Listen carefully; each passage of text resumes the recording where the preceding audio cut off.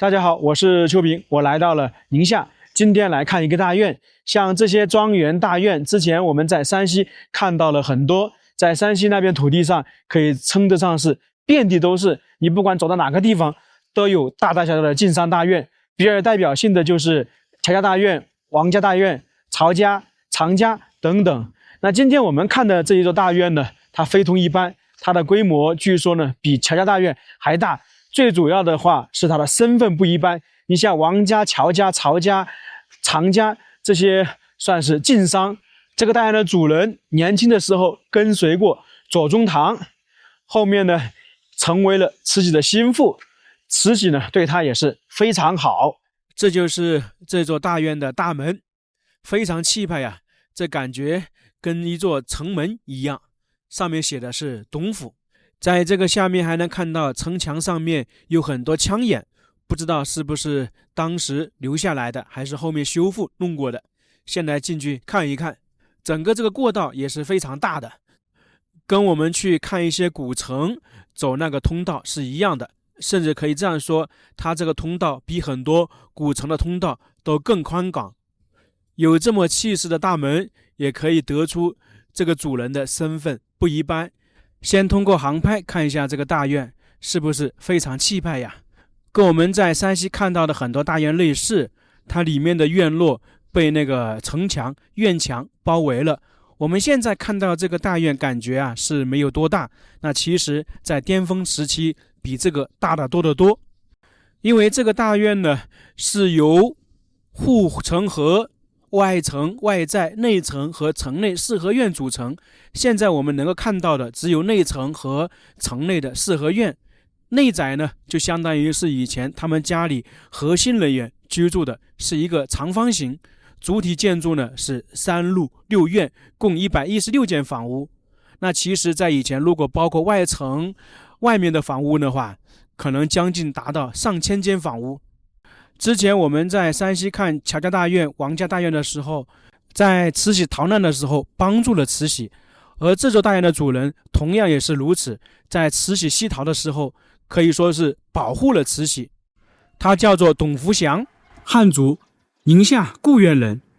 他在年轻的时候啊喜欢武学，不喜欢文学，所以当时呢在19世纪的时候，清朝比较腐败嘛，他就当时反清，后面投降清朝。在1875年追随左宗棠参加了收复新疆的战役，屡立战功，后面任阿克师总兵、甘肃提督等等。在1900年，慈禧呢由于八国联军侵华，逃往山西、陕西一带，当时这个董福祥呢就是率部队保护慈禧，算是慈禧的心腹将领。但是后面董福祥呢被那些八国要求杀掉，但是慈禧呢把他保住了，加封太子少保，革职还乡。在那个时候，董福祥呢就带着慈禧赐给他的4000两银以及他的亲兵3000人回到了宁夏，买下了当时的一个乡绅郭举人的一片祠堂，就是在这个地方啊，一开始的时候是祠堂。那么有祠堂之后，董福祥就开始大力建造他的大寨大院，当时总共花费了银两31万两，动用人工300万个。整体的它的建筑呢占地100余亩。当时他修建这个房子做地基，因为是祠堂嘛，全部用了煤炭。修建董府的木料是来自甘南，沿着黄河顺水来下，石料来自陕西，木匠大多来自四川，铁匠来自包头，石匠来自陕西。所以说它的这个大院呢可以称是全国各地的。现在我们是站在这个院墙的下面，那这个位置呢当时应该属于外城或者是外寨。整个这个大院具体有多少我们估算不出来，不过呢我们可以根据当时他回乡带的亲兵有几千人，就可以猜想出来这一块当时范围是非常大的，特别是外城跟外寨。他大概是1902年开始建造这个董府，建了3年完成。我后面查了一下资料，他这个当时总的建筑面积达到了34650平米，现在呢就剩下11000多平米。又看到很多拴马柱，这应该是原版留下来的。一般这种大家族都会有很多拴马柱的。之前我们在山西大院看到很多，那这里还是少的呢。它这个也是全国重点文物保护单位，进去参观的话也是收门票的。刚刚我们介绍了一下这个大院的历史，现在来到里面来看一看，前方就是院墙了，非常高大，这个比我们之前看到的一些古城的城墙都更高，这个估计差不多有10几米了，基本上也是夯土结构的。刚进来我们就发现这里有上城墙的通道，现在可能在维修，我们没法上去参观。但是这个通道呢，可以称之为马道，一般的古城墙都有，你像嘉峪关的还有西安的都有啊。这个为什么会叫马道呢？就是在古时候他们这种城墙是防御型的，人可以上去，然后呢像他们这种主人呢就会骑马上去，特别是这个董福祥，当时他率了3000个家丁兵丁回来，所以他是一个庞大的军事力量。那么在这个城墙上当时是站满了他的士兵嘛，那么他自己上去一般不会走上去的，就是骑马上去。那如果遇到有什么紧急时期呢，防御的话还运送物资，所以呢这个马道就比较宽敞。这个城墙上面以前肯定是有人巡逻的。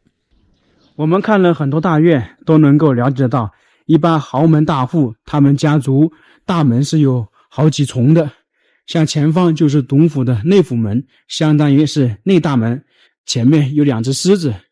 这个地方非常有特色的就是在大门垂庄这里呢有几个字：明怀世治世建2兴，它这个也是有含义的。这是一副传统对联，核心的就是说要忠心坚定。明怀呢取自于铭记于心，强调呢将重要内容深深刻入脑海。这个世治呢在这里就是说要忠君报国，清廉自守，因为他这个是作为慈禧的心腹嘛，也是官员，那自然而然要忠于清王朝，要忠于慈禧。下联这里刚好有2兴，意思就是说一定要保持绝无2兴的忠诚态度。在几个字下面呢，还有我们常见的门当户对。这里的门当户对跟我们平时看的不一样。首先你看一下户对，这个是圆形，或者是说我们说椭圆形、菱形，这个也是有说法的。一般门当户对的户对啊，有正方形或者圆形。商人之家一般是正方形，官宦之家是菱形或者圆形。我们经常见的门当是一个4方形的石头放在门下面，这里为什么是抱鼓石呢？因为董福祥他当过官，他是官宦之家，抱鼓石只有官宦之家才能放在这里，所以这个在古代封建社会等级观念是很强的，什么人的身份，什么身份他就放什么东西。上面呢还雕刻了麒麟、狮子等等，旁边也有一些雕刻，基本上这些大院都有啊。如果要看更多的雕刻，我觉得乔家大院、王家大院算是比较有代表性的，特别是王家大院那个雕刻特别多，基本上每个院落都有很多雕刻，而且非常精美。现在我们就去里面看一下它的核心建筑，它整体的建筑是坐西朝东，左右2侧呢还有南北2院加上中路院。我们先去看看中路院和南路院。一进来啊，就相当于我们平时看的一进院落，非常宽敞吧。这个地方主要是用来接待的地方，跟那个接待人员居住的地方。现在这里叫茶室，其实以前呢是叫做接待大厅，通常用来日常接待来客、亲友或者前来回禀公事的下属。当然以前的样貌基本是看不到了，因为也不可能保存得下来嘛。现在算是来到了第2进院落，一走到这里啊，发现这跟我们之前在南方或者是在山西看到大院都有点不一样。它这边呢是有点仿照宫殿形式的那种建筑格局，全是大柱子。这比较特殊啊。我看资料的时候说，它这个是有点仿照故宫的，不知道真假。反正这个还是有一点特殊性，有点特别的。一个大的家族，它的管理人员肯定很多，常说的账房、总管、管家等等。那中间这里呢，就是一个值班室以及总管居住的地方。其实一个家族很多事情啊，总管是可以决定的，因为作为大家族，一个地主他是没有精力去处理那么多事情，那么就可能把职权下放，像管理下人、管理仆人这些就由总管，就我们常说的管家决定，然后牵涉到核心比较重要的事情，才由这个董府的那个主人他来决定。这是值更室，其实就是值班室嘛，或者是说他们家族守卫人员居住的。我们一开始也说，董福祥他回到宁夏带了很多人员回来，3000兵丁啊。那么在这个董府里面有一部分人值守，在这个董府外面呢也有。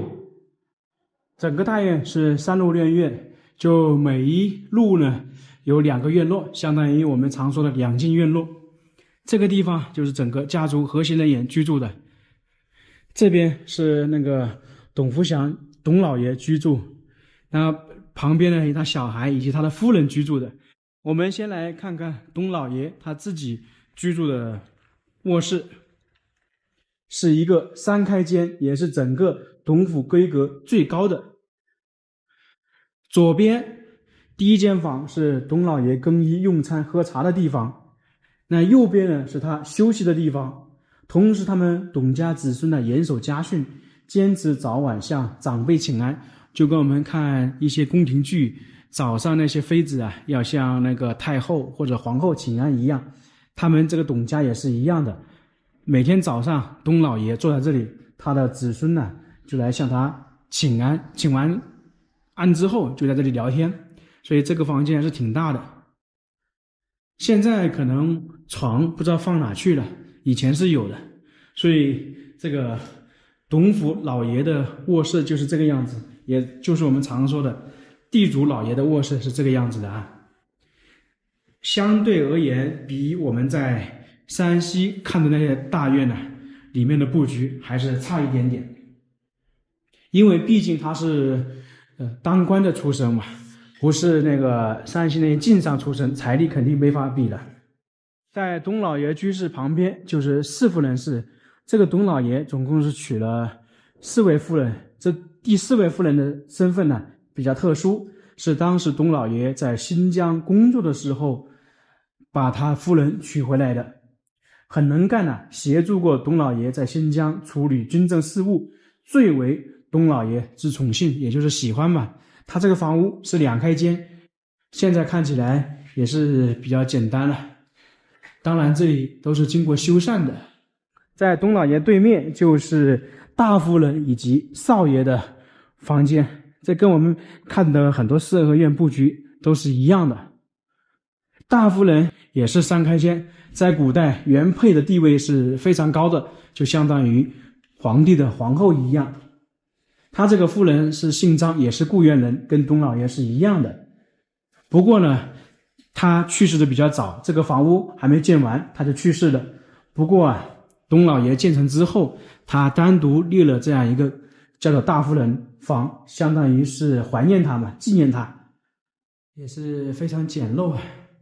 董老爷一生娶了4位夫人，但是呢，他却没有生下一儿一女。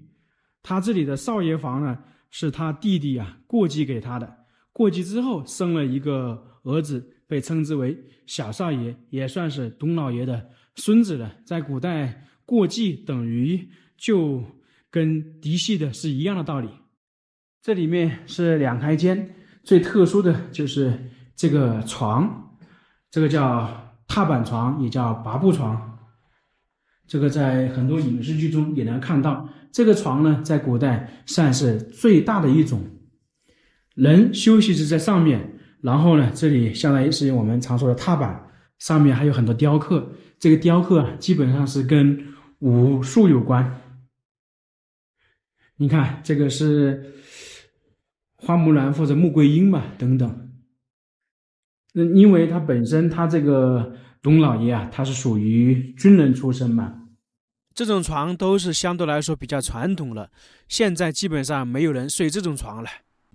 我们再看看这个院落，确实啊，在大西北这样的院落是非常少的，甚至说在整个北方都比较少。因为在中原也好，山西也好，很多大院呢基本上是砖结构占多数。最里面就是议事厅，当时董老爷回到宁夏这里，带来很多钱财，又带来3000兵丁，在这个地方呢，他就开一些商铺，广结名流。所以说当时啊，他就门庭若市一样，给当地带来了繁荣的景象。这个大厅呢，就是当时他和属下将士商贾商量要事的地方。现在看起来是比较简单了，在当时肯定是不一样的。中路的这2个大院还能上2楼的。整体看的话，中路这2个院落建设的是比较不错，因为主要是他家里核心人员用来居住的。在这个上面看，这个2进院落确实是很精美呀。反正在民间这种院落还是比较少的。这边应该是他的厨房等等这些。他家族核心人员是住在中路院，两侧的话可能就是放东西的，或者是他们下人居住的地方。这里放了很多传统的农具家具这些。这个很有意思啊，这个应该是属于封箱。这里是北路院，也是2个院落。我们刚刚在中路院可以明显看到一个大的像宫殿似的那个阁楼，它这里就没有了。尽管都是四合院，也就是说它北路院也好，南路院也好，肯定没中路院重要。不过呢，它全是东西对称的，因为宁夏在北京的西部，这个主人他一直是作为武将，而且深受慈禧的喜爱。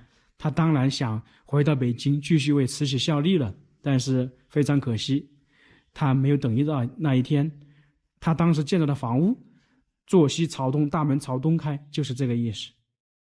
这些都是重新修复过的。一般这种大院里面，在阁楼中间都会有梅兰竹菊的体现，特别是陕西、山西的建筑风格。这一座大院在当时的西北来讲的话，是1等1的豪宅。在整个西北来讲，保留下来的这样大院是极其少见的。